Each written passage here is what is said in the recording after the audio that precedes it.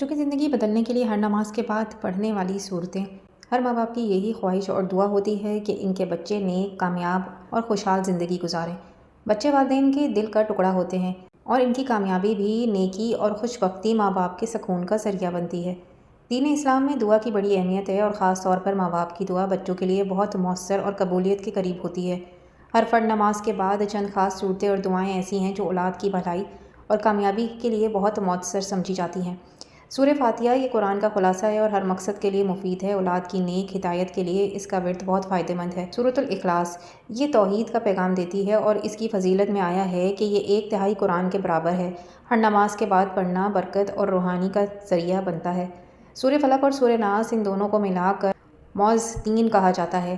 ان کا ورد بچوں کو حسد، نظر بد اور شیطانی وسوسوں سے محفوظ رکھتا ہے۔ سورہ ابراہیم آیت 40 یہ حضرت ابراہیم علیہ السلام کی دعا ہے جس میں اپنی اولاد کی نماز قائم رکھنے کی التجا کی گئی ہے۔ اگر ماں باپ اخلاص دل سے ہر نماز کے بعد یہ صورتیں اور دعائیں پڑھیں تو اللہ تعالیٰ ان کی اولاد کو دنیا اور آخرت میں کامیاب، نیک اور صالحہ بنا دیتا ہے۔ اہم بات یہ ہے کہ دعا کے ساتھ ساتھ تربیت، محبت اور اچھا رویہ بھی ہو، تبھی دعاؤں کا اثر میں جان ہو۔